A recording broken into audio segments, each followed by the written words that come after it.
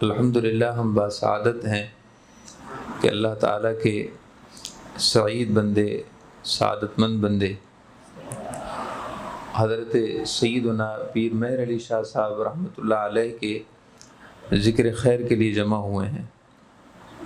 تمام اہل اللہ نے، اللہ کے نیک بندوں نے، صوفیاء نے اپنی کتابوں میں لکھا ہے کہ جب اللہ تعالیٰ کے اولیاء میں سے کسی ولی کا ذکر ہوتا ہے تو اللہ تعالیٰ ان کی روحانی توجہات کا رخ ان ذکر کرنے والوں کی طرف پھیر دیتا ہے۔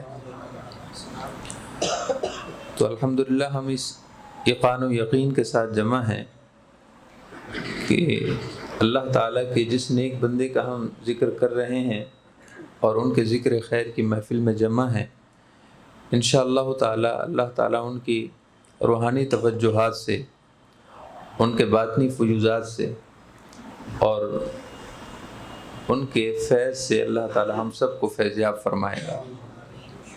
یقین ہر شے میں بنیاد ہوتی ہے، یقین ہر شے کی بنیاد ہے۔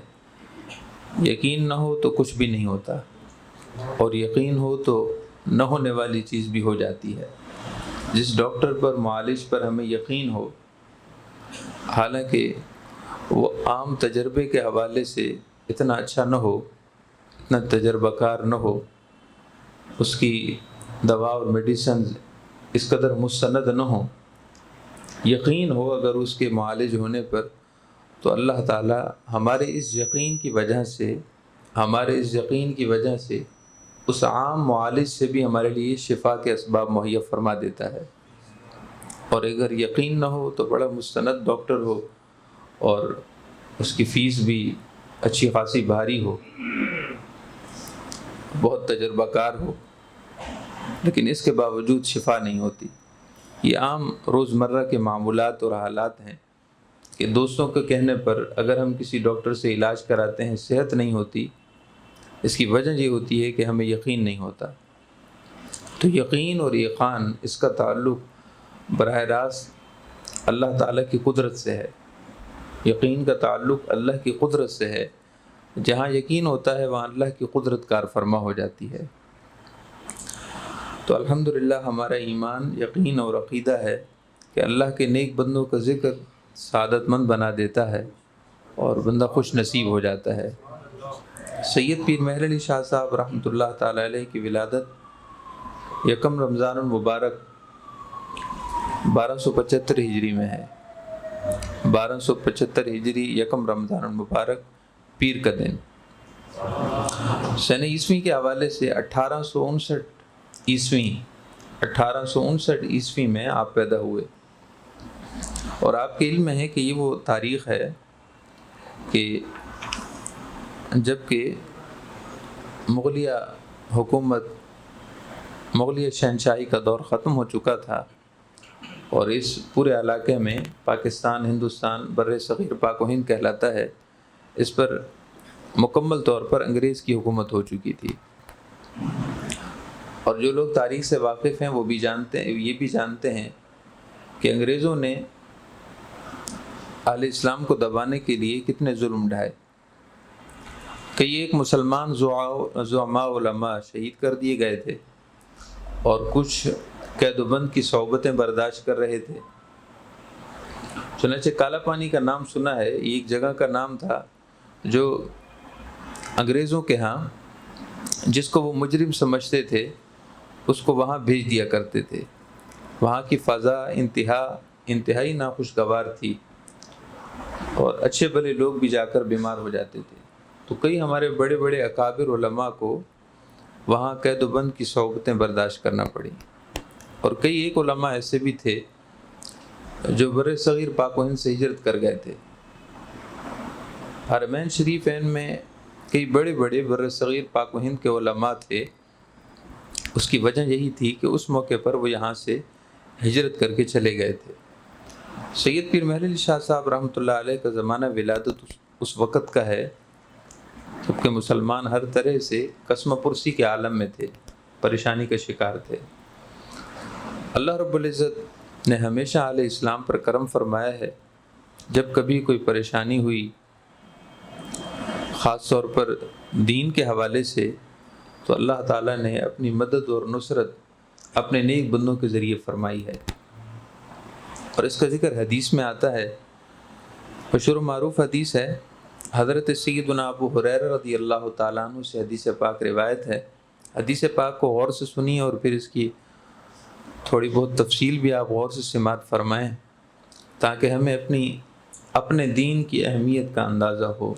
نبی اکرم صلی اللہ علیہ وسلم نے ارشاد فرمایا کہ ان اللہ یبعث لہذہ الامہ علی رأس کل مئۃ سنۃ من یجدد لہا دینہا، کہ اللہ رب العزت کا اس امت محمدیہ پر خاص لطف و کرم ہے، اللہ تعالیٰ کا اس امت پر کہ خاص لطف و کرم ہے، خاص عنایت ہے کہ اللہ تعالیٰ اس امت کے لیے، اس امت پر کرم فرماتے ہوئے اس امت کے لیے ہر صدی کے سرے پر علی رأس کل مئۃ سنہ، ہر 100 سال کے سرے پر، 100 سال کو صدی کہتے ہیں، ہر صدی کے سرے پر، ہر صدی کے کنارے پر اللہ تعالیٰ اپنا ایک ایسا بندہ یا کئی بندوں کو بھیجتا رہے گا، پیدا فرماتا رہے گا کہ جو اس کے دین کی تجدید کرتے رہیں گے، اس کے دین کو سہارا دیتے رہیں گے، اس کے دین کو اثر نو تازہ کرتے رہیں گے، دین کی تعلیمات پر مرور زمانہ کے ساتھ پڑ جانے والی گرد کو صاف کرتے رہیں گے۔ میری امت پر خاص کرم ہے کہ اس امت کے لیے ہر 100 سال کے کنارے پر، ہر صدی کے کنارے پر اللہ تعالیٰ اپنا ایک بندہ یا کئی بندوں کو بھیجتا رہے گا۔ ان کا خاص کام یہ ہوگا، اللہ تعالیٰ کی طرف سے ان کے ذمہ اور سپرد خاص مقصد یہ ہوگا کہ من یجدد لہا دینہا، کہ وہ اس کے دین کی تجدید کریں گے، دین کو اثر نو تازہ کریں گے۔ دین کے بارے میں شکوک و شبہات جو کئی مفتن لوگوں کی وجہ سے پیدا ہو جایا کریں گے، تو وہ ان مفتنوں کے فتنوں کو اور ان مفتنوں کی وجہ سے، فتنہ پھیلانے والوں کے فتنے کی وجہ سے دین کے بارے میں جو شکوک و شبہات لوگوں میں پیدا ہو جائیں گے وہ اس کو دور کریں گے۔ تمام محدثین کا اتفاق ہے کہ اس حدیث میں علی رأس کل مئۃ سنہ کہ ہر 100 سال کے کنارے پر، اس سے مراد صدی کا آخری حصہ ہے۔ تمام محدثین کا اتفاق ہے کہ اس سے مراد ہر صدی کا آخری حصہ ہے۔ چنانچہ حدیث کی روح سے حضور اکرم صلی اللہ علیہ وسلم کی امت پر خاص کرم یہ ہے جو پچھلی امتوں کے لیے نہیں تھا۔ پچھلی امتوں میں جب انبیاء کرام اپنے ظاہری وصال کی وجہ سے مخفی ہو جاتے تھے، ان کا ظاہری وصال ہو جاتا تھا، تو پھر ان کا لائے ہوئے دین میں تبدیلیاں رونما ہو جاتی۔ باغی اور سرکش لوگ منمانی تبدیلیاں کر دیتے، ان کے لائے ہوئے دین میں تحریف ہو جاتی، تبدیلی ہو جاتی، لوگ اپنے مقصد کے لیے اللہ کے حکم کو بدل دیتے تھے، اور اس پر اللہ تعالیٰ کی کتاب تورات اور انجیل کے ساتھ جو یہود و نصارہ نے رویہ رکھا ہے وہ بالکل واضح ہے۔ وہ بھی اللہ کی کتابیں ہیں، اللہ کا کلام ہے، تورات، زبور اور انجیل، لیکن اس وقت وہ اس حالت پر نہیں ہے کہ جس حالت پر اللہ نے انہیں نازل فرمایا ہے۔ اللہ تعالیٰ نے جس طرح ان کو نازل فرمایا وہ اس اصلی حالت میں موجود نہیں ہے۔ خود نبی اکرم صلی اللہ علیہ وسلم نے ارشاد فرمایا کہ اللہ تعالیٰ یہود و نصارہ کو اپنی رحمت سے محروم رکھے جنہوں نے اللہ کے کلام میں منمانی تبدیلیاں کی ہیں، من چاہے تعویلات کر دیں، آیات کو بدل دیا۔ اور ان امتوں میں چونکہ کوئی مجدد نہیں تھا، ان امتوں کے ساتھ اللہ کے لطف و کرم کا یہ معاملہ نہیں تھا کہ انبیاء کرام کے تشریف لے جانے کے بعد انہی میں کچھ لوگ ایسے علماء پیدا ہوتے جو ان کی تبدیلیوں کو ختم کرتے اور دوبارہ اللہ کا حکم اپنی اصل جگہ پر لے آتے۔ یہ لطف و کرم اور یہ مہربانی ان کے ساتھ نہیں تھی، لیکن اس امت کے ساتھ حضور اکرم صلی اللہ علیہ وسلم کا صدقہ ہے اور حضور اکرم صلی اللہ علیہ وسلم کا وسیلہ ہے اور آپ ہی کی وجہ سے ہے کہ اس امت کے لیے کئی ایک علماء زعماء ایسے پیدا ہوتے رہیں گے اور پیدا ہوتے چلے آئے ہیں کہ جو اہل اسلام کے لیے ان کی دین کی حفاظت کریں گے۔ چنانچہ حدیث طیبہ میں یہ بھی آیا ہے، اس حدیث طیبہ کی تشریح میں محدثین نے ارشاد فرمایا ہے کہ وہ عام عالم دین نہیں ہوگا جن کی تعریف مجدد سے ہے، اور من یجدد لہا دینہا کی شان کے لائق جو ذات ہوگی، جو عالم دین ہوگا، وہ ظاہری عام عالم دین نہیں ہوگا، وہ ایسا عالم دین ہوگا کہ علم ظاہر اور علم باطن پر انہیں مکمل دسترس ہوگی۔ علم ظاہر اور علم باطن پر انہیں مکمل دسترس ہوگی، اور صرف قرآن اور حدیث کے ظاہری مضامین کو جاننے والے نہیں ہوں گے، بلکہ قرآن اور حدیث کے وہ باطنی مضامین جو عام علماء کی نظروں سے صدیوں سے نہیں گزرے ہوں گے، قرآن اور حدیث کے وہ ان باطنی مضامین کو بھی جانتے ہوں گے، اور قرآن اور حدیث کی وہ تشریح فرمائیں گے کہ جس کی طرف کبھی کسی کا دھیان ہی نہیں گیا ہوگا۔ اور ان پاکیزہ شخصیات کی شان یہ بھی ہوتی ہے کہ جو دین میں نئی چیزوں کا اضافہ ہو جاتا ہے وہ ان کو ختم کریں گے اور کہیں گے کہ یہ دین کا حصہ نہیں ہے، اور اس کو ہماری حدیث کی اصطلاح میں کہتے ہیں کہ وہ بدعتوں کو ختم کریں گے، بدعات کا قلع و کما کریں گے۔ جو نئی چیزیں دین کا حصہ بنا دی گئیں، حالانکہ وہ دین کا کسی طریقے سے بھی حصہ نہیں ہے، نہ فرض میں، نہ واجب میں، نہ استحباب میں، نہ ادب میں، وہ کسی طریق سے دین کا حصہ نہیں ہے، وہ اس کو واضح کریں گے کہ یہ دین کا حصہ نہیں۔ اور جو چیزیں دین میں ضروری تھیں اور ان کو غیر ضروری قرار دے دیا گیا ہوگا، وہ ان کو دوبارہ سے واضح کریں گے۔ حضرت سیدنا پیر مہر علی شاہ صاحب رحمۃ اللہ تعالی علیہ کی شخصیات میں یہ ساری باتیں بدرجہ اتم پائی جاتی ہیں۔ اللہ رب العزت نے آپ کو علوم ظاہرہ اور علوم باطنہ میں کمال درجے کی مہارت عطا فرمائی تھی، اور وہ علوم کہ جن کا ہم نام تک نہیں سنتے، اور آج اس دور میں، اس ظاہری ترقی کے دور میں، جن علوم کا اب ہم نام بھی نہیں سنتے، وہ ان علوم پر مہارت رکھتے تھے۔ حضرت سید پیر مہر علی شاہ صاحب رحمۃ اللہ علیہ شریعت اور طریقت ہر دو کے کامل شاہ سوار تھے، اور اس وقت آپ کی علم کی شہرت یہ تھی کہ علماء کے ہاں جب مذاکرات ہوتے تھے، باہمی بحث و مباحثے ہوتے، اور کسی علمی مسئلے پر گفتگو ہوتی، اور کوئی فریق یہ کہہ دیتا کہ قال علامہ گولڑوی، کہ یہ بات علامہ گولڑوی نے کہی ہے، گولڑا شریف میں موجود شخصیت سید پیر مہر علی شاہ صاحب علامہ گولڑوی نے یہ بات کہی ہے، گولڑا شریف کے رہنے والے اس عالم دین نے یہ بات کہی ہے، تو پھر یہ بات بہت مستند سمجھی جاتی تھی۔ تو سید پیر مہر علی شاہ صاحب رحمۃ اللہ علیہ کے قول سے استدلال کیا جاتا تھا، اور آپ کی بات کو حرف آخر سمجھا جاتا تھا۔ آپ کے علم کی شہرت اور کمال یہ تھا۔ اور سید پیر مہر علی شاہ صاحب رحمۃ اللہ تعالی علیہ نے اہل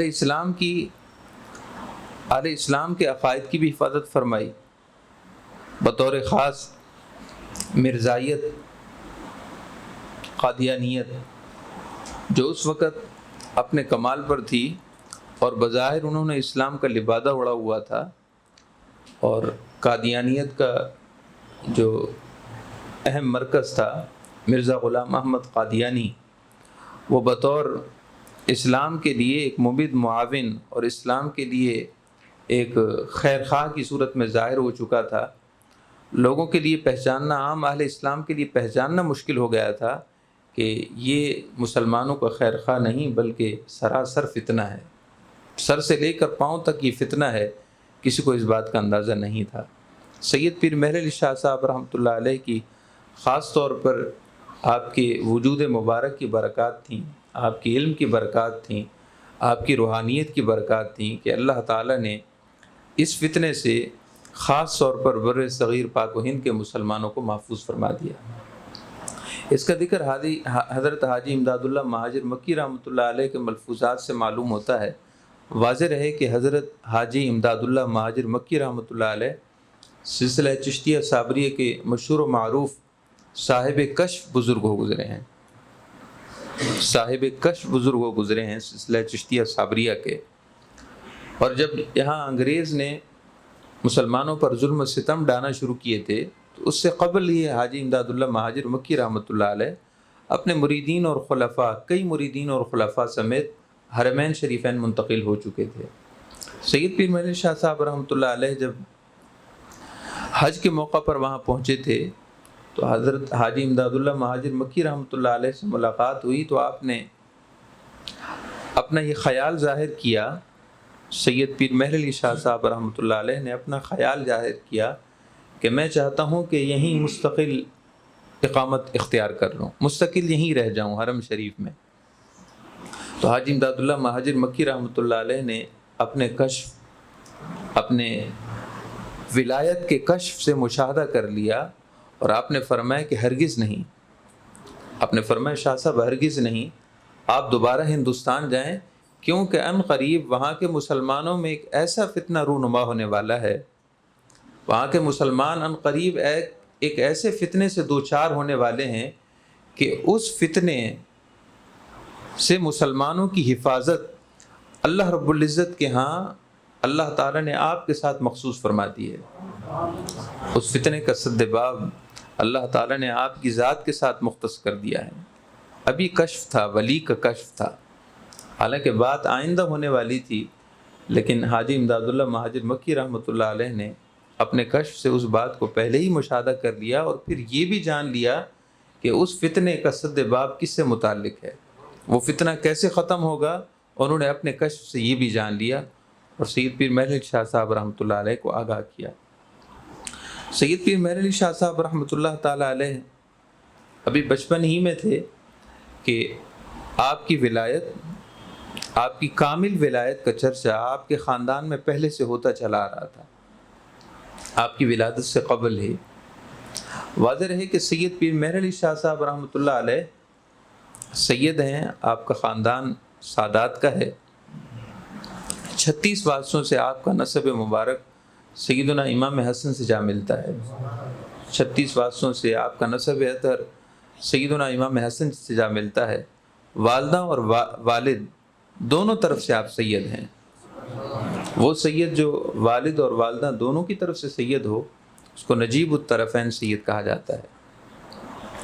والد سید ہوں، والدہ سید نہ ہوں تو بھی اولاد سید کہلاتی ہے، اس لیے کہ نسب والد سے چلتا ہے۔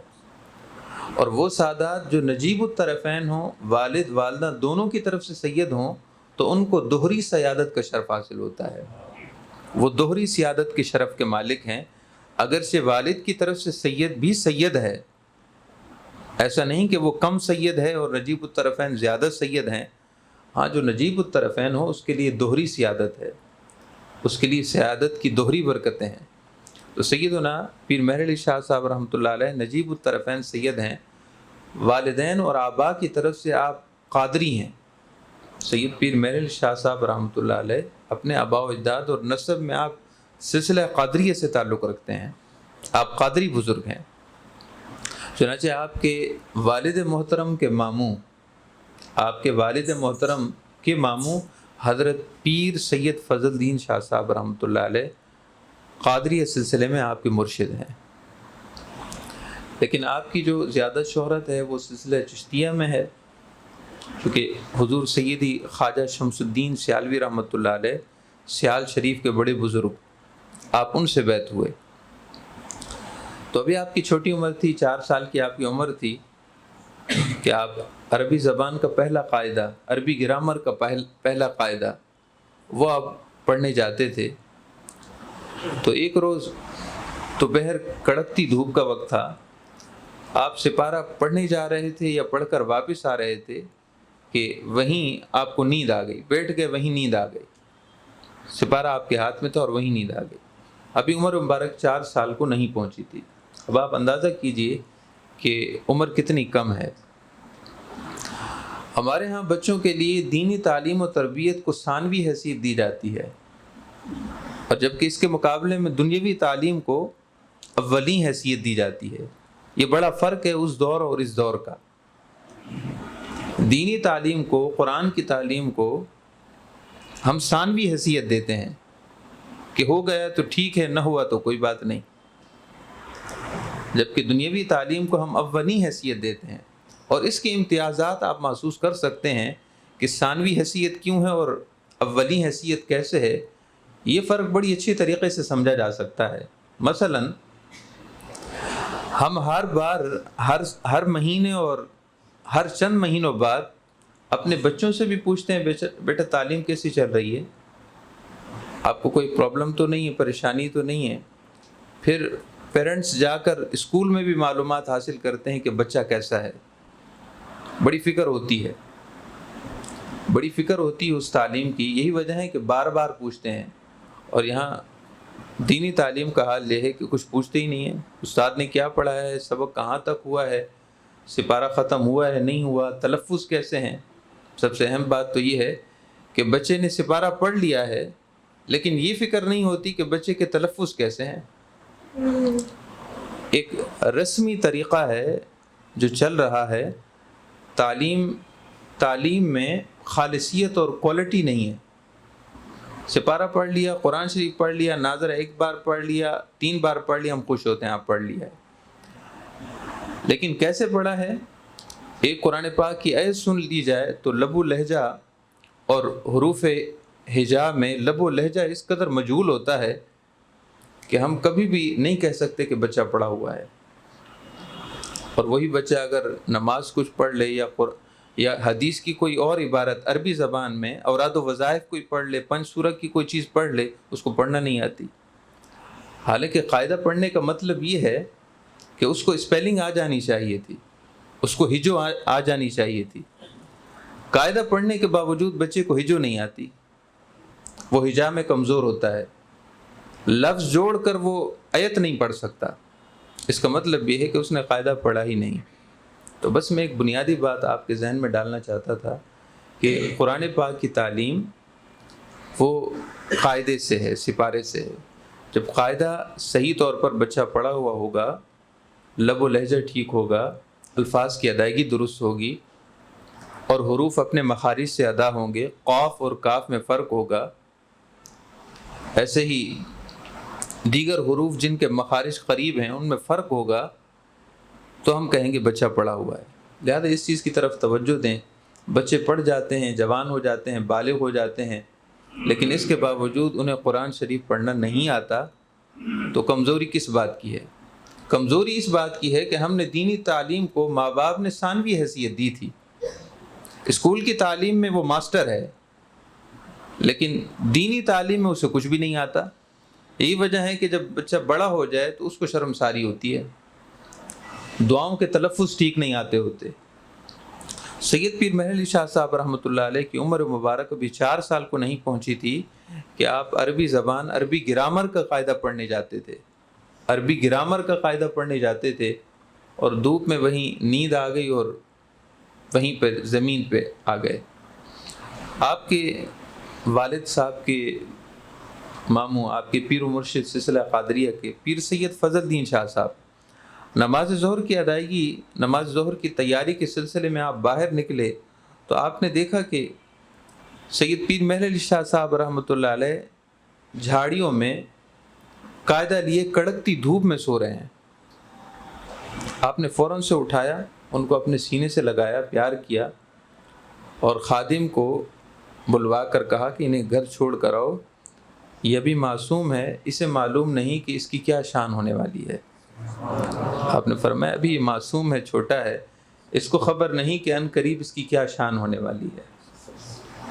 سید پیر مہر شاہ صاحب رحمۃ اللہ علیہ فرماتے ہیں جب سمجھ بوجھ کی عمر میں پہنچا، شعور کی عمر میں، میری عمر ابھی اس قدر کم تھی کہ دروازے کے درمیان والی زنجیر تک میرا ہاتھ نہیں پہنچتا تھا۔ گاؤں دیہات میں 2 کباڑوں پر مشتمل دروازے ہوتے تھے، جس کے درمیان میں ایک زنجیر ہوتی تھی، وہ ایک قسم کا لاک ہوتا تھا۔ سید پیر محمد شاہ صاحب رحمۃ اللہ علیہ فرماتے ہیں میری عمر اس قدر کم تھی کہ میں گھر کے دروازے کی درمیان والی زنجیر تک میرا ہاتھ نہیں پہنچتا تھا، مگر دل میں خواہش ہوتی تھی کہ میں اکیلا ہو کر اکیلا رہوں۔ لوگوں میں وحشت ہوتی تھی اور علیحدہ رہنے کو جی کرتا تھا۔ یہ جو علیحدہ رہنے کا جی کرنا ہے اس کے مختلف اسباب ہوتے ہیں۔ جب علیحدگی میں سکون ملتا ہو، علیحدگی میں لذت ملتی ہو، اس کا مطلب یہ ہے کہ کسی کی طرف سے کشش ہے۔ جب تنہائی میں لذت ملتی ہو، تنہائی میں سکون ملتا ہو، اس کا مطلب یہ ہے کہ کسی کی طرف سے کشش ہے۔ بغیر کشش کے یہ ممکن ہی نہیں ہے، بغیر جذب اور کشش کے ممکن ہی نہیں کہ تنہائی کو انسان پسند کرنے لگے۔ اولیاء اللہ اور صلحاء ارشاد فرماتے ہیں کہ اللہ کی معرفت کے سفر کی جو علامات ہیں، اللہ تعالیٰ کے معرفت محبت کی سفر کی جو علامات ہیں، ان علامات میں سے ایک علامت یہ ہے کہ علیحدہ رہنے کو جی کرے۔ چنانچہ اولیاء کا ایک مقولہ ہے، السلامۃ فی الوحدۃ، تنہائی میں سلامتی ہے، تنہائی میں خیر ہے، علیحدہ رہنے میں عافیت ہے۔ تو اس کا بنیادی راز یہی ہے کہ اللہ رب العزت جب کسی کو اپنے قریب کرنا چاہتا ہے تو اس کو تنہا رہنے کی عادت ڈال کر اس کو خلوتوں کی محبت دے دیتا ہے، خلوتوں کی عادت ڈال دیتا ہے۔ پھر بندہ خلوت میں جب آتا ہے تو اپنے رب کے قریب ہو جاتا ہے۔ تو سید پیر محمد شاہ صاحب فرماتے ہیں کہ جب شام ڈھل جاتی تو میں ایک کرسی بیٹھنے کی چیز وہ اس دروازے کے قریب رکھ دیتا، اور جب رات ہو جاتی سب سو جاتے تو میں وہ کرسی رکھ کر درمیان والی زنجیر کھول کر باہر نکل جاتا، اور آپ فرماتے کہ مجھے پھر گھر کے سامنے بیابانوں اور جنگلوں میں رہ کر تنہا رہنے میں بڑا سکون ملتا تھا۔ اور آپ فرماتے ہیں عمر گزرنے کے ساتھ ساتھ طبیعت میں عشق کی حدت اور گرمی پیدا ہونے لگی، اللہ کے عشق اور محبت کی اس قدر تمازت اور حدت پیدا ہونے لگی۔ آپ فرماتے ہیں کہ سخت سردیوں کے موسم میں وہ ٹھنڈے ہوا کے جھونکے مجھے ایسے لگتے تھے جیسا کہ موسم بہار میں شاندار ہوا چل رہی ہو۔ موسم بہار کی تازہ خنک ہوا، ٹھنڈی ہوا، وہ مجھے لگتی تھی جو سخت سردی کے موسم میں ٹھنڈی ہوا ہوتی تھی۔ سید پیر محمد شاہ صاحب رحمۃ اللہ تعالیٰ علیہ نے مکمل تعلیم حاصل کی، اور حتیٰ کہ آپ نے دورہ حدیث بھی کیا۔ حدیث کے علوم کے لیے آپ نے ہندوستان کا سفر کیا تھا۔ ہندوستان میں ایک بہت مشہور و معروف محدث ہیں مولانا احمد حسن محدث کانپوری رحمۃ اللہ علیہ۔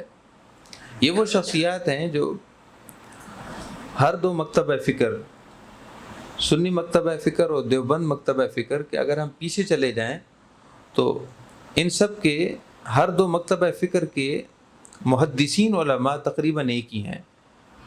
مولانا لطف اللہ علی گڑھی صاحب جو ہندوستان کے بہت مشہور و معروف محدث ہیں، آپ ہر دو مکتبہ فکر کے علماء کی حدیث کی سند کو لے لیں تو وہ مولانا لطف اللہ علی گڑھی صاحب تک پہنچتی ہے۔ مولانا احمد حسن کانپوری صاحب یہ انہی کے شاگرد تھے۔ تو مولانا احمد حسن صاحب کانپوری رحمۃ اللہ علیہ، ہندوستان کا علاقہ کانپور ہے، وہاں کے آپ رہنے والے تھے۔ تو پیر محمد شاہ صاحب رحمۃ اللہ علیہ حدیث کے علم کے لیے ان کے پاس گئے۔ اب ذرا غور سے سنیے گا کہ ادب کیا چیز ہوتی ہے۔ ہم لوگ ادب سے خالی ہیں، حالانکہ ادب انسان کو کہیں سے کہیں لے جاتا ہے۔ تو آپ مولانا احمد حسن محدث کانپوری رحمۃ اللہ علیہ کی بارگاہ میں پہنچے اور ان کی خدمت میں عرض کی کہ حضور میں آپ سے حدیث پڑھنے کے لیے آیا ہوں، آپ کے محدث ہونے کی بڑی شہرت ہے، یہ چرچا سن کر میں آپ کی بارگاہ میں آیا ہوں تاکہ آپ مجھے حدیث کا علم پڑھا دیں۔ وہ اتفاقاً سفر حج کے لیے تیار تھے اور صرف ایک ہفتہ باقی رہ گیا تھا، وہ حرمین شریفین کا انہوں نے سفر کرنا تھا۔ فرمانے لگے کہ میاں صاحبزادے، میں آج سے 8ویں روز ٹھیک 8 دن بعد حج پر روانہ ہو رہا ہوں، اور ان 2-4 دنوں میں اگر تم نے مجھ سے 2-4 سبق پڑھ بھی لیے تو اس سے کیا ہوگا؟ یعنی انہوں نے معذرت پیش کر دی کہ میرا سفر حج ہے، لہٰذا میں آپ کو سبق اگر 2-4 دن پڑھ بھی لوگے، ظاہر اس سے کیا فائدہ ہوگا؟ سید پیر مہر شاہ صاحب رحمۃ اللہ علیہ وہاں سے لوٹ کر پھر ان کے جو استاد تھے مولانا لطف اللہ علی گڑھی صاحب، ان کی خدمت میں رہے اور پھر ان سے حدیث پڑھی۔ کافی عرصے بعد جب قبلہ عالم سید پیر مہر علی شاہ صاحب رحمۃ اللہ علیہ کے علم ظاہر اور علم باطن کا چرچا ہوا اور ہر طرف سے آپ کے لیے تعریفی کلمات ہونے لگے اور خاص طور پر علمی مذاکروں میں سید پیر مہر علی شاہ صاحب رحمۃ اللہ علیہ کا بار بار ذکر ہونے لگا، تو مولانا احمد حسن کاپوری صاحب رحمۃ اللہ علیہ کو بہت افسوس ہوا، اور آپ افسوس کے طور پر کہا کرتے تھے کاش کہ میں ایک آدھ سبق ہی آپ کو پڑھا دیتا، کاش کہ میں آپ کو ایک آدھ سبق ہی پڑھا دیتا تو میرے لیے اعزاز کی بات ہوتی۔ اور ان کو بہت افسوس تھا اس بات کا، حالانکہ آپ پیرانہ سالی یعنی بڑھاپے کی عمر کو پہنچ چکے تھے، سفید ریش تھے، بڑھاپا ظاہر ہو چکا تھا، مگر اس کے باوجود وہ اپنی معذرت کا اظہار کرنا چاہتے تھے۔ سید پیر مہر شاہ صاحب رحمۃ اللہ علیہ کا ہر سال پاک پتن شریف کا سفر لازمی ہوتا تھا۔ حضرت سید بابا فرید الدین مسعود گنج شکر رحمۃ اللہ علیہ کے مزار پر آپ کے سالانہ عرس کی تقریب میں حاضری نہ ہو یہ ممکن نہیں ہوتا تھا۔ پاک پتن شریف سے آپ کو بے پناہ محبت تھی، اور پاک پتن شریف کے صاحبزادگان کی آپ سے بڑی محبت تھی، اور یہ محبت ایسی عجیب تھی کہ جس کو مثالوں سے بیان نہیں کیا جا سکتا۔ بابا فرید الدین مسعود گنج شکر رحمۃ اللہ علیہ کا عرس مبارک قریب آ گیا۔ مولانا احمد حسن کاپوری صاحب محدث کاپوری رحمۃ اللہ علیہ نے یہ ٹھان لیا کہ اس عرس میں حاضر ہوں گا اور اپنی معذرت کا اظہار کروں گا۔ چنانچہ سید پیر مہر شاہ صاحب رحمۃ اللہ علیہ جب اس عرس کے موقع پر پہنچے اور خانقاہ معلیٰ بابا فرید الدین گنج شکر رحمۃ اللہ علیہ کے مزار مبارک کی 4 دیواری کا وہ دروازہ جو شمالی طرف ہے، شمال کی طرف ہے، جب سیڑھیاں اتر کر آپ نیچے آنے لگے اور ایک جمع غفیر تھا، خود اس وقت کے جو سجادہ نشین تھے حضرت ثانوی صاحب رحمۃ اللہ علیہ، دیوان سید محمد صاحب رحمۃ اللہ علیہ، وہ بھی ساتھ تھے۔ جیسے ہی آپ نیچے اترے تو وہ مولانا احمد حسن محدث کاپوری جو عام عالم نہیں تھے، بہت بڑے محدث تھے، دور دراز سے لوگ حدیث کا سبق لینے ان سے آتے تھے، عام شخصیت نہیں تھے، علم میں بہت باکمال تھے، جن سے حدیث پڑھنے دور دراز لوگ آتے ہوں، آپ ان کی شان خود اندازہ کیجئے کہ وہ کیسی شخصیت ہوں گے۔ جب سید پیر مہر شاہ صاحب رحمۃ اللہ علیہ نیچے اترے سیڑھیوں سے تو وہ محدث کاپوری رحمۃ اللہ علیہ ان کے قدموں پر جھک گئے، حالانکہ اتنے بڑے محدث تھے، اور سید پیر مہر شاہ صاحب رحمۃ اللہ علیہ سے عمر میں بھی بہت بڑے تھے، لیکن عز و نیاز یہ تھا کہ وہ قدموں پر جھک گئے۔ سید پیر مہر شاہ صاحب رحمۃ اللہ علیہ کو کان میں کسی نے کہہ دیا کہ حضور یہ تو محدث کاپوری ہیں، آپ نے فوراً ان کو بغلوں میں لیا اور فوراً گلے میں بغل گیر ہوئے، اور پھر جہاں آپ کی رہائش تھی وہیں قریب ہی اپنے ساتھ ان کی رہائش رکھی۔ اور صرف یہی نہیں کہ جب سید پیر مہر شاہ صاحب رحمۃ اللہ علیہ اپنے کمرے میں ہوتے تھے تو محدث کاپوری رحمۃ اللہ علیہ وہ آپ کے حجرے کے باہر دروازے پر بیٹھ جاتے تھے، آپ کے حجرے کے باہر دروازے پر بیٹھ جاتے تھے، اور قبلہ عالم پیر مہر شاہ صاحب رحمۃ اللہ علیہ کو جب معلوم ہوتا تو آپ خود اٹھ کر آتے، ان کو اٹھا کر اپنے ساتھ جائے نماز پر بٹھاتے۔ وہ جائے نماز پر بھی آپ کے ساتھ نہیں بیٹھتے تھے، وہ نیچے بیٹھتے تھے، تو پھر آپ بھی جائے نماز اٹھوا دیتے اور ان کے ساتھ بیٹھتے تھے۔ محدث کاپوری رحمۃ اللہ علیہ کے یہ جملے رقم ہیں، آپ فرماتے تھے کہ شاہ صاحب میری عادت تصنع نہیں ہے، میں بناوٹ کا عادی نہیں ہوں، میں نے کبھی بناوٹ نہیں کی، اللہ کی قسم میں اگر اپنے علاقے کاپور سے یہاں پاک پتن شریف آیا ہوں صرف اور صرف آپ کی زیارت کے لیے آیا ہوں۔ آپ نے یہ فرمایا کہ میں پاک پتن شریف حاضری کے لیے نہیں آیا، میں تو آپ کی دید کو عبادت سمجھتا ہوں۔ کچھ تو تھا جو انہوں نے دیکھا تھا، کچھ تو بات تھی۔ اتنا بڑا محدث ہو، اتنے بڑے محدث ہوں، عمر میں بھی ہوں اور علم میں بھی باکمال ہوں، اور اس طرح کی بہت ساری شہادتیں ہیں۔ کئی ایسے سادات کرام کے افراد تھے جن کے اپنے سجادے تھے، اپنی گدیاں تھیں، اپنی خاکاہیں تھیں، لیکن انہوں نے اپنی خاکاہوں سے الگ ہو کر ساری زندگی سید پیر مہر علی شاہ صاحب رحمۃ اللہ علیہ کے قدموں میں گزار دی. تو بہرحال وہ فرمایا کرتے تھے کہ میں تصنع کا عادی نہیں ہوں، مجھے بناوٹ نہیں آتی، میں وہیں سر جھکاتا ہوں جہاں مجھے کچھ نظر آتا ہے، میں آپ کی دید کو عبادت سمجھتا ہوں. اور آپ فرمانے لگے کہ شاہ صاحب کاش کہ مجھے معلوم ہو جاتا تو میں آپ کو ایک ہی سبق پڑھا دیتا، اس لیے نہیں کہ میرا شمار آپ کے اساتذہ میں ہوتا، اس لیے کہ آپ کی دعاؤں میں مجھے بھی شامل ہونے کا موقع ملتا. اس لیے نہیں کہ میرا شمار آپ کے اساتذہ میں ہوتا، اس لیے کہ میرا شمار آپ کی ان لوگوں میں سے ہوتا جن کے لیے آپ دعا کرتے ہیں. قبلہ بابو جی رحمۃ اللہ علیہ سید پیر مہر علی شاہ صاحب کے بیٹے ہیں. جب آپ محدث کاپوری رحمۃ اللہ علیہ کا ذکر کرتے تھے تو آپ دیدہ ہو جاتے تھے اور روتے تھے کہ ایک طرف ان کا علم دیکھو اور ایک طرف ان کا ادب دیکھو، علم بھی با کمال اور ادب بھی با کمال. یہ چیز آپ کو بہت کم نظر آئے گی. جس میں جتنا علم ہوتا ہے اس قدر اس میں فخر ہوتا ہے، جس میں جس قدر علم ہوتا ہے اس قدر زیادہ فخر ہوتا ہے. یہ ایک فطری تقاضا ہے. لیکن جہاں علم حقیقی ہو، علم اپنی حقیقت کے ساتھ ہو، وہاں علم کے ساتھ ادب ہوتا ہے، وہاں پھر فخر اور تکبر نہیں ہوتا. سید بابو جی رحمۃ اللہ علیہ فرماتے ہیں، یہ بات خاص سننے والی ہے، کہ یہ جو محدث کاپوری ہیں یہ حاجی امداد اللہ مہاجر مکی رحمۃ اللہ علیہ کے خلیفہ ہیں، جن کا بھی میں نے کچھ دیر قبل ذکر کیا.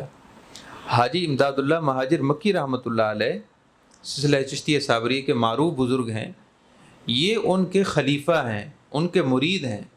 اور محدث کاپوری رحمۃ اللہ علیہ 6 مہینے اپنے پیر و مرشد کے مزار پر حاضر رہے اور 6 مہینے تک روزانہ صبح اپنی داڑھی سے اپنے پیر و مرشد کی قبر صاف کرتے تھے. سبحان اللہ. اب یہ بات ادب والوں کو سمجھ میں آئے گی کہ ادب جب عشق کی انتہا کو پہنچتا ہے تو بہت سی باتیں دوسروں کے مزاج پر گرا گزرتی ہیں، مگر عشق تو عشق ہے. عشق سے کوئی پوچھ نہیں سکتا کہ یہ عشق نے کیا کیا ہے. عشق عشق ہوتا ہے. تو محدث کاپوری رحمۃ اللہ علیہ کا اپنے پیر و مرشد سے محبت نہیں تھی بلکہ عشق تھا، اور اس عشق نے انہیں اس درجے لا کھڑا کیا کہ 6 مہینے اپنے پیر و مرشد کی قبر شریف پر حاضر رہے مزار پر، اور روزانہ صبح ان کی قبر شریف پر اپنی ریش سے داڑھی سے جھاڑو دیتے تھے. اب وہ جھاڑو کیا ہوتا تھا؟ وہ ادب ہوتا تھا. اب کوئی گرد اور مٹی تو نہیں پڑی ہوتی تھی، بس ایک ادب تھا. تو محدث کاپوری رحمۃ اللہ علیہ کی یہ شان تھی. اللہ رب العزت نے آپ کو اتنا بڑا رتبہ دیا اور ساتھ میں ادب بھی دیا. تو یہ سید پیر مہر علی شاہ صاحب رحمۃ اللہ علیہ کے ساتھ بھی ان کا یہ محبت کا برتاؤ تھا. سید پیر مہر شاہ صاحب رحمۃ اللہ تعالیٰ علیہ جب ہندوستان تشریف لے گئے تھے تو آپ کے گھر والوں کی طرف سے، خانقاہ کی طرف سے، آپ کے والد گرامی اور پیر سید فضل الدین شاہ صاحب رحمۃ اللہ علیہ کی طرف سے ہر مہینے آپ کا ماہانہ خرچہ پہنچتا تھا.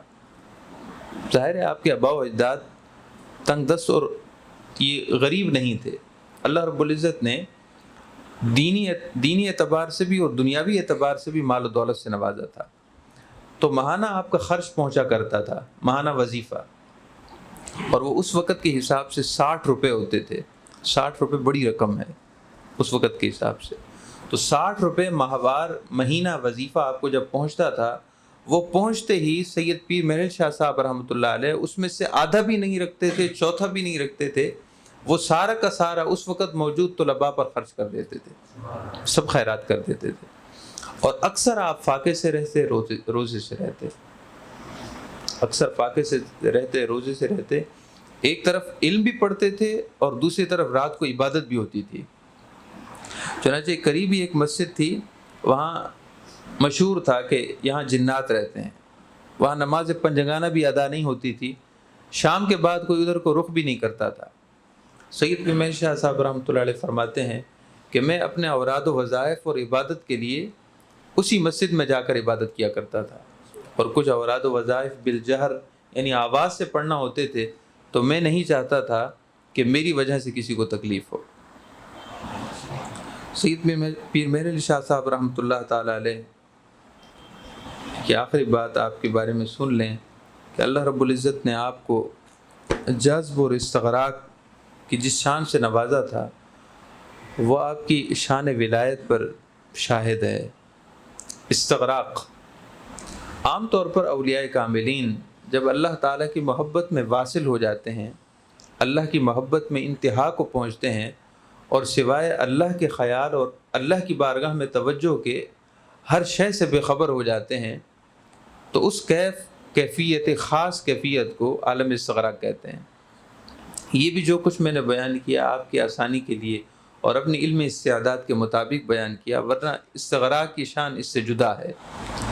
سید پیر مہر شاہ صاحب رحمۃ اللہ علیہ کا عالم استغراق اس دور سے شروع ہوا سن 1932-33 سے لے کر اور سن 1936 تک آپ کے استغراق کا عالم ہے، یعنی تقریباً آخر کے 3 سال آپ کے ایسے تھے کہ آپ بعض ملنے والوں سے جن سے ہمیشہ ملتے تھے ان کو بھی نہیں پہچانتے تھے، ان کو بھی نہیں پہچانتے۔ ایک دفعہ آپ کی ہمشیرہ رات کے وقت حاضر ہوئیں آپ کے لیے کھانا لے کر یا کوئی چیز لے کر، آپ کی بیٹی سید پیر مہر شاہ صاحب رحمۃ اللہ علیہ کی بیٹی آپ کی بارگاہ میں حاضر ہوئی۔ آپ نے فرمایا کون ہو؟ عرض کی آپ کی بیٹی۔ آپ نے فرمایا کون بیٹی؟ تو آپ نے وہ عرض کرنے لگی کہ آپ کے بیٹے غلام موجود الدین کی بہن۔ آپ نے فرمایا کون غلام موجود الدین؟ تو وہ عرض کرنے لگی آپ کا بیٹا۔ آپ نے فرمایا میں کون؟ ہر چیز سے بے خبر تھے آپ، نہ بیٹی کو پہچان سکے نہ بیٹے کو پہچان سکے، حتیٰ خود اپنے آپ سے بے خبر تھے۔ آپ نے فرمایا میں کون؟ اس طرح کے واقعات بکثرت تھے۔ بعض دفعہ حاضرین حاضر ہوتے، عرض کرتے کہ حضور درد ہے، آپ کو یہ خبر نہ ہوتی کہ کون کیا کہہ رہا ہے، آپ وہی جملہ دہرا دیتے کہ درد ہے، تو جس کو درد ہوتا وہ شفا یاب ہو جاتا۔ سید پیر مہر شاہ صاحب رحمۃ اللہ تعالیٰ علیہ کا عالم استغراق کا دور ایسا تھا کہ آپ نماز بھی نہیں پڑھ سکتے تھے۔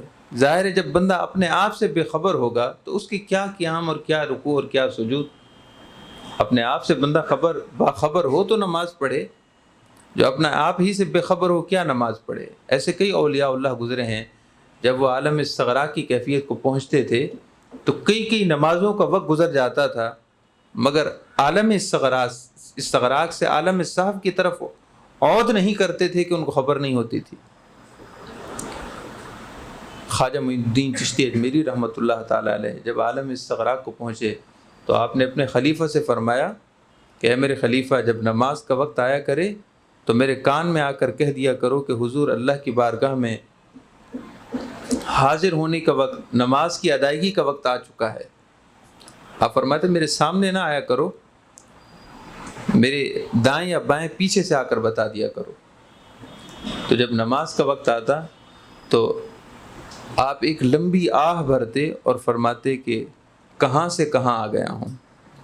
خواجہ صاحب فرماتے تھے کہ کہاں سے کہاں آ گیا ہوں، پھر آپ فرماتے شریعت محمدی سر آنکھوں پر، اور پھر نماز کے لیے کھڑے ہو جاتے۔ تو محترم معزز سامعین کرام، یہ جہان ہی اور ہے، ملت عشق از ہمہ ملت جداس، ملت عشق از ہمہ ملت جداس۔ یہ عشق کا ملت، عشق کا مذہب، یہ عشق والے لوگ ہی علیحدہ ہیں، یہ عام لوگوں کی طرح نہیں ہیں، ان کا جہان ہی اور ہے۔ عاشقانہ مذہب و ملت خداس، عاشقوں کا مذہب، عاشقوں کی ملت، عاشقوں کا دین، سب کا سب خدا ہے۔ ان کو اللہ کے سوا کچھ نہ بتاؤ، انہیں اللہ کی بات بتاؤ، انہیں اللہ والوں کی بات بتاؤ، ان کی ہر بات اللہ کے بارے میں کرو، اللہ کے علاوہ کوئی بات نہ کرو۔ لا الہ الا اللہ کے رنگ میں وہ رنگے جا چکے ہیں، بس وہ تو اللہ میں گم ہو چکے ہیں۔ مولانا روم رحمۃ اللہ علیہ فرماتے ہیں کہ جب یہ اللہ والے اس شان کو پہنچتے ہیں تو پھر ان کا ہر فعل، ان کا ہر قول، وہ سب کچھ اللہ کی طرف سے ہوتا ہے۔ آپ کا کہنا یہ ہے کہ گفتہ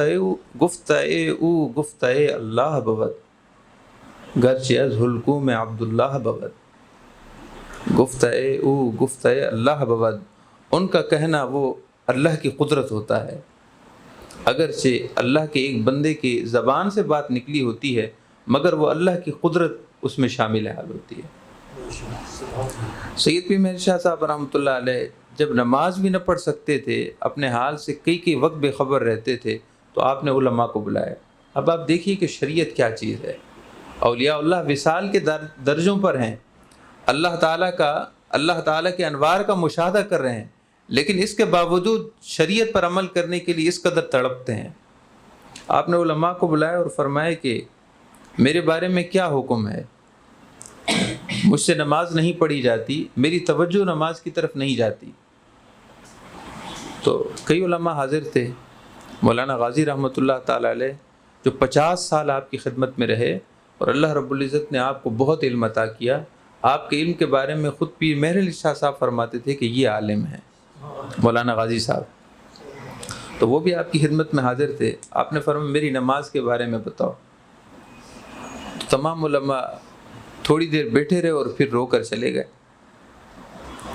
آپ نے پھر ان کو بلایا، جب دوبارہ حاضر ہوئے تو پھر اس وقت مولانا غازی صاحب نے عرض کی کہ حضور آپ تو خود جانتے ہیں، آپ ہماری زبانوں سے کہلوانا چاہتے ہیں کہ لا یکلف اللہ نفسا الا وسعها، اللہ تعالیٰ کسی پر اپنے حکم میں اس حکم کا پابند نہیں کرتا کہ جس حکم کو کرنے کی بندے میں وسعت نہ ہو۔